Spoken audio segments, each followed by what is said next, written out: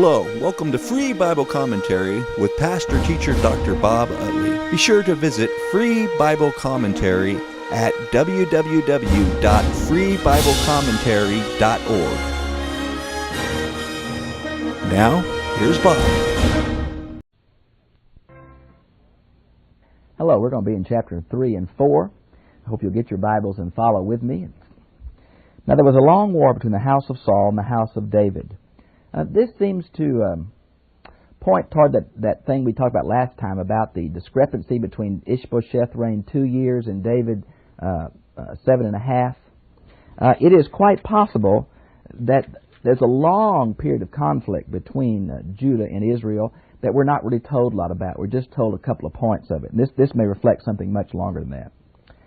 David grew steadily stronger. The house of Saul grew continually weaker. And, of course, that's exactly what happened we saw last time in the death of 19 of David's army, but 300 and something, 60 of Saul's army. Now, Ishbosheth. And the sons born to David at Hebron. Now, from verses 2 through verse 5, we're going to list 6 sons. It's also going to have 6 different wives. We show that since he moved to Hebron, he's taken 4 more wives. This is exactly against Deuteronomy 17:17. But David was trying to play the part of an oriental potentate, and he certainly does it by having all these wives. So the blessing of children was a sign of God's blessing, and the multiple wives would have been ways for the other tribes to see David as a very important civil leader. Now his firstborn was Amnon. Of course, we learned the tragedy of this firstborn son in chapter 13, where he raped one of his half-sisters, Tamar, and her brother, Absalom, is going to kill him. And we'll see that in chapter 13. Now, the second son is called Chilib. Now, this is not seen to be his name, for in the parallel of this, in 1 Chronicles chapter 3, verse 1, he's called Daniel. The Mishnah on this passage says this little is like a nickname at home, which means very much like your father. And maybe he looked like David or something. We're just not sure.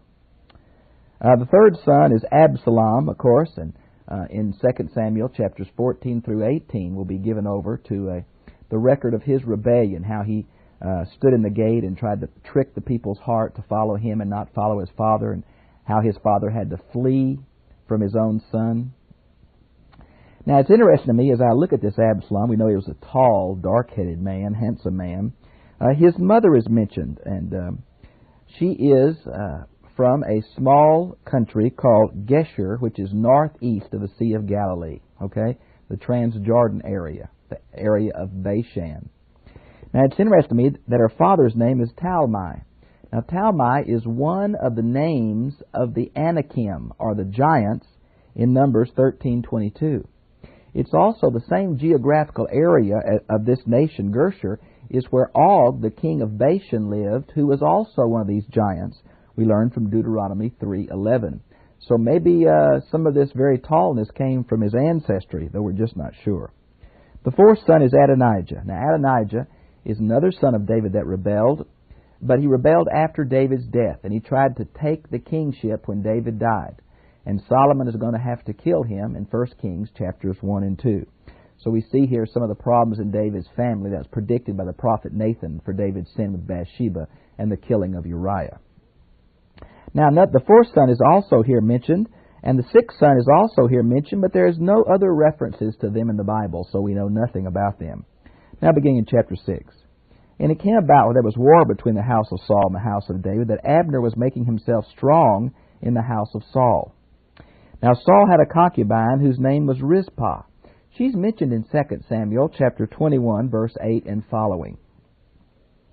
And Ishbosheth said to Abner, "Why have you gone into my father's concubine?" That was a great question, because the taking of a concubine, taking of a woman who is part of the king's harem, is a way of claiming kingship for yourself. It looks like Abner always had that in mind, and this seems to be part of the plan. You might want to see this same kind of thing in 2 Samuel 16:22 and 1 Kings 2:22 and 23. It happens other times and with the same view of treason. And Abner was very angry over the words of Ishbosheth and said, "Am I a dog's head that belongs to Judah? It's a question. It's kind of, am I a useless traitor? Now, the word dog has been used as a metaphor of derision several times in the historical books. Remember back in 1 Samuel 17:43 and 24:14, where David makes an allusion to that as Saul is trying to chase him. So it was definitely a term of derision. Now, Abner kind of says to him, I've been good to you. I'm the only reason you're in power, and you're picking on me about something like this. Even the end of verse 8 says, how dare you attack me over a mere woman? That's kind of the view. How could you bring this up just over a girl, he's saying. Now, in verse 9, he begins to say, as the Lord has sworn to David. Now, what is Abner referring to? Well, probably several times where God mentioned through Samuel that David was going to be king of Israel. Here's some examples of this. Would be 1 Samuel 15:28, 1 Samuel 16:13, 1 Samuel 25, verse 28 through 31. So it must have been well known what God had promised to David through Samuel. If Abner knew it, you know that many people in the north knew it. Now in verse 10, it says, I'm going to hand over Israel to Judah from Dan to Beersheba. Now, of course, from 1 Samuel chapter 3, verse 20, this became a metaphor for the entire promised land. Dan, as you know from the ending of Judges, had moved its tribal allocation from close to Simeon and Judah to the far north, and they named the city Dan. So it's the farthest north of the promised land. And of course, Beersheba is a southern Negev city of Judah, and it became a way of referring to the whole promised land. Now, verse 11 shows the uniqueness of and weakness of Ishbosheth, and he could do nothing to control Abner. Abner was really the power behind the throne here. Verse 12, and Abner sent messages to David in his palace, saying, whose is the land? Now, this may be a reference to the land may be yours by God's promise, but the north belongs to me as far as possession. We're not real sure. Make your covenant with me. Now, what does that mean? Maybe a covenant of friendship and peace to forgive the blood feuds between the civil war that had occurred, all the problems and killings that had occurred. That seems to be the issue here. And behold, my hand shall be with you to bring all Israel over to you. That's exactly what David wanted to do. That's been his purpose all along. So, of course, he was thrilled to death to hear about this. And he said, good, I'll make a covenant with you, but I demand one thing, namely you shall not see my face unless you first bring Michal, Saul's daughter, when you come to see me. Now, of course, Michal had originally been given to David. She was promised to the one that killed Goliath.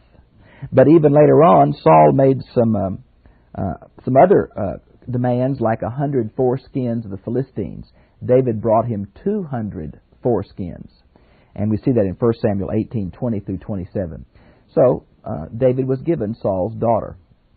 But after David fled, Saul, in his anger and jealousy and paranoia, gave Michal to another man. We see it in 1 Samuel 25:44. She'd been living with this man for about 8 or 9 years now. Now, was this romantic on David's part? Well, you can't interpret the Bible psychologically. He still may have cared very deeply for her. They had some tensions, but he may have cared very deeply for her and wanted her back. It may have been a point of shame, but it's certainly a point of political prowess to want to unite all the tribes and to be the husband of Saul's daughter would have given David one more element, one more evidence of why he should be king.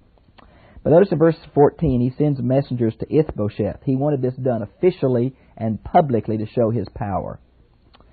In verse 16, we see the tragic sign of her husband following after her and weeping all the way to the borders of Judah. And finally, Abner said, go home, quit this. It's sad.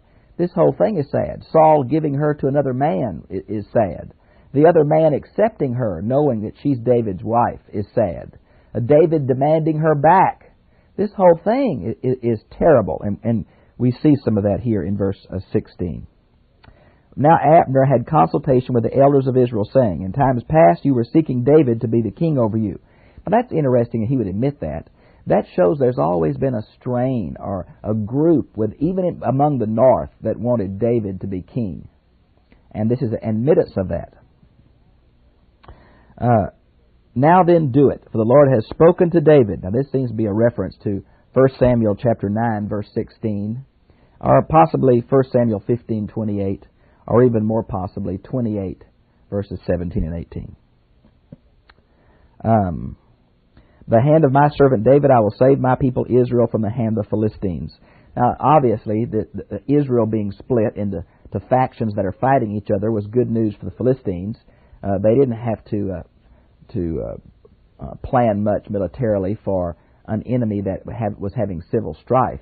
And I think Abner realized that until Israel was united together, there was no possibility of throwing off this Philistine yoke. Let's see. Notice in verse 19, he's going to talk in the hearing of Benjamin. Now, Benjamin, of course, was Saul's tribe, and what Abner tries to do is make special arrangements with them to explain to them why David should be king and why he was going to support David. I'm sure since Saul was dead and Ishbosheth was across the Jordan in the Transjordan area, that all the accoutrements that came to Benjamin for being the tribe of the king were present no more. And so it wasn't that big a decision to make. Abner seems to speak at Hebron and in presence of all of Israel about his plans to unite the kingdom under David. Verse 20, Abner and 20 men came with him to David at Hebron. David made a feast. Now the feast here implies a covenantal feast. These 20 men, are they just special men of Abner's army? Well, some have said they are chieftains, but maybe chieftains in the sense of the elders of Israel. And we're not really sure who they are, but they come for this meeting and this special covenant time. It's very interesting to me that verse 21 closes in this way. So David sent Abner away, and he went in peace. Now this little phrase, in peace, is repeated at the end of verse 22, at the end of verse 23, and it is even present in the Septuagint translation of the Old Testament, the Greek translation, at the end of verse 24. It is obviously David's way, or the writer's way, of showing that David had no foreknowledge of Joab's treacherous assassination plans. That David and Abner left as friends, covenant friends, in peace. And that's repeated over and over through here. Now, it seems that Abner had been out. We learned from verse 22 that he had been on a raid. Now, this raid shows several things. It shows that the lifestyle of David's band of thieves and robbers had not changed a whole lot. They were still supporting themselves through raids, probably these desert Arab tribes. It also shows that though David may try to want to change this, it was very hard. Abner was a very strong military commander, and he had been away. Some think that David planned this meeting with Abner because Joab was away. We're just not sure about that. It's reading too much into the text. When Joab came back, he was furious. In verse 25, he tells David, this man is just trying to trick you. He's just out to destroy you. Now, folks, we can't read the mind of Abner. It seems like he was trying to control Ishbosheth. It seems like he was wanting to be king of Israel. Maybe this was a trick. We're just not sure. There was enough in Abner to say, yes, there may be some evidence for this. So Joab may have been speaking the truth.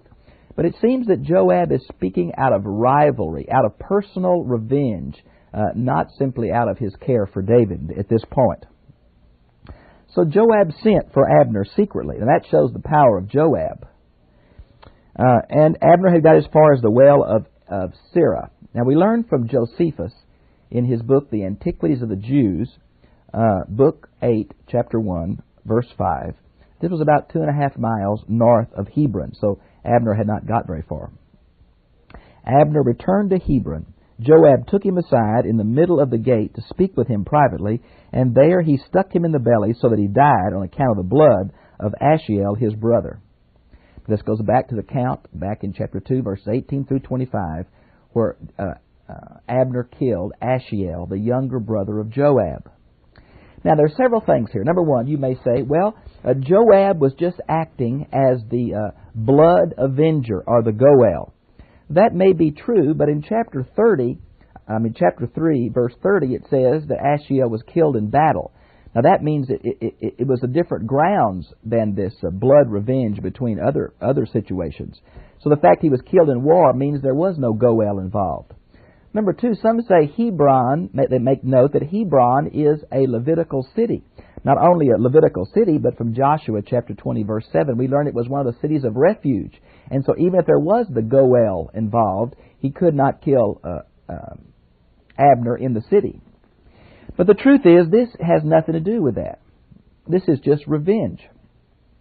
Now, meaning he took him aside, many of us think that the gates of these ancient cities had little rooms, as Megiddo and Hazor do, we found archaeologically. So he took him in privately, apparently as if he had a word to tell him from David, something like that. Abner was caught off guard and was killed. And afterwards David heard, he said, I and my kingdom are innocent before the Lord forever of the blood of Abner, son of Ner. Now, David never forgot this impulsive act. Matter of fact, he's going to get Solomon to kill Joab because of it. 1 Kings 2:5. He even curses Joab and his family. It's another way of David trying to distance himself from some of the unfortunate circumstances that he got himself in. David's mind wants to unite the tribes under one king. And he's having all of these circumstantial problems. He thought he had it done with Abner. And now one of his own trusted companions does a treacherous act that stopped the whole covenant from going into effect. It took many more years to get it done. Listen to what he said. May it fall on the head of Joab and all of his father's house. May there not fail from the house of Joab one who has a discharge. Now, from Leviticus chapter 15, this would be someone who is ceremonially unclean, could not attend worship, could not attend social functions. The second one, who is a leper. This goes back to Leviticus 13:14. Terrible social disease, often thought as given by God to punishment of sin. One who holds the distaff. There are two possibilities here. Some say a distaff is something to do with spinning and weaving of material. Some would say a man has to do a woman's work. Others say it's a physically crippled man who can't do any work but this. We're not sure which it is. Who falls by the sword. In other words, they're destroyed in battle. And finally, who lacks bread or has the curse of poverty. It's a strong curse, I guarantee you. So Joab and Abishai, his brother, killed Abner because he had put their brother Asahel to death in the battle at Gibeon. Note the battle is mentioned here to show it was inappropriate revenge. And David said to Joab and to all the people. It's interesting to me, this little phrase, all the people, is mentioned in verse 31, in verse 32, in verse 35, in verse 36, in verse 37.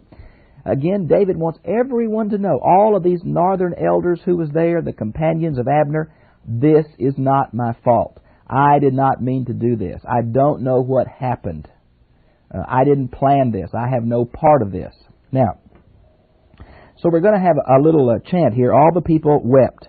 They're going to have a state funeral for Abner. Now watch this. And David said to Joab and to all the people who were with him, tear your clothes, gird on sackcloth, lament before Abner, and King David walked behind the bier. Now what this means is that he forced Joab to be a part of the state funeral for Abner. He had to wear the signs of mourning. He had to participate in the funeral. And I'm sure this was hard for Joab to do. They buried Abner at Hebron, and the king lifted up his voice and wept at the grave of Abner, and all the people wept. Now the king's lament here for Abner is mentioned, and you can see that in verse 33 and 34. In verse 35, they try to get David to eat. Now some Jewish groups say that this is the beginning of offering people food after a funeral. I'm not sure that's true. It's one of the first references to it. But David's not going to eat until the next day, until the sun goes down. The people of Israel heard this, and they were pleased that David was truly sorry. They believed he was not part of the murder of Abner, and it seems that they agree with that. All the people took note of it, and it pleased them, verse 36. Just as everything the king did pleased all the people, shows God's favor with him. Notice in verse 39, David kind of grieves over Joab's treacherous act, and he says that his Joab and Abishai are just too hard for him to control, and we know that Solomon will kill them after he comes to power. You might want to see 1 Kings 2, verses 5 and 6, and 1 Kings 2, 31 through 34. Now the short chapter 4. Now when Ishbosheth, Saul's son, heard that Abner died in Hebron, he lost courage, and all Israel was disturbed. Of course it was. He was the strong man, the power behind the throne. Now in verse 2 it mentions two, apparently of the bodyguards of Ishbosheth, two of Saul's men, trusted men. and they're going to enter into the very house. First of all, in verse 4, it mentions there's only one more relative of Saul, a young man named Mephibosheth. Now, originally, his name is Merib-Baal. We see that from 1 Chronicles 8:24. Merib-Baal seems to be an opponent of Baal, or some change it slightly, loved by Baal. But again, the word Baal is changed into the Hebrew word for shame, Bosheth. And so it changed to Mephibosheth, which means from the mouth of the shameful thing. Now, he was a young son of Jonathan that was dropped by his nurse and crippled. It's a way of showing there was no one to be king in Ishbosheth's place. A crippled man could not be king. In verse 5 and 6, it shows how these men snuck into the house. Now, in the Greek version, it's a little bit longer here. It kind of puts the blame on two of the servants who it says were asleep. But these men were trusted men. They had had access to the king's palace. It mentions the king was taking a nap here in the noon. Apparently he was by himself in his royal chamber. These two men entered the house with the pretense of getting food. They fell upon the king and killed him. They cut off his head and took his head to David. In verse 9 or so, they're going to come to David with the head. And David is going to be as displeased with them as he is with those who kill Saul. Again, in a sense, they killed the anointed king of Israel. And for whatever reason, maybe they thought they would get some money from David or be part of David's military establishment. We're not sure. But David does the same thing to them that he did to the young Amalekite in 2 Samuel chapter 1, and they're going to be killed. It's interesting to me that the word, as the Lord lives, who has redeemed my life from all distress, again, as the Lord lives, is this play on the name Yahweh. The word Lord here in verse 9 is all caps, which is the Hebrew word to be, Exodus 3:14. The word redeemed is an interesting word. It has the idea of to buy someone back from economic slavery, military slavery, poverty. It also has the idea, it's the same as the word goel in the sense that there's two words in Hebrew for purchase and redeem. One means to buy back. The other has the idea of a personal agency of a near relative doing it. It's the word that comes to be used for God redeeming His people. And David, of course, uses that here. Notice David cuts off their hands and feet and hung them by the pool at Hebron. Now, of course, this mutilation was very significant. It was a form of terrible shame. The Philistines did this to Saul's body, cut off his head anyway. Apparently their hands because they killed the king, and their feet because they brought the head to David. And so it's a symbolic act, much like is done in the ancient Near East today. If you steal, in Islam, they cut off your hand. So you see, it's kind of a way of again David saying, I had no part of this. Now, much of these chapters have been David trying to distance himself from the evil acts of others, whether it's the Philistines or the Amalekite that killed Saul, supposedly, but I think Saul killed himself, or Joab killing Abner, or now these two men killing Ishbosheth. David's trying to say, look, I had no part in that. I'm still a viable candidate for king. I've not taken part in any of these distasteful, unfair acts against Saul's family. And so I think you can see that as an undercurrent of this entire section. Well, I enjoyed being with you, and we'll study the rest of this next time. God bless you. Have a good day.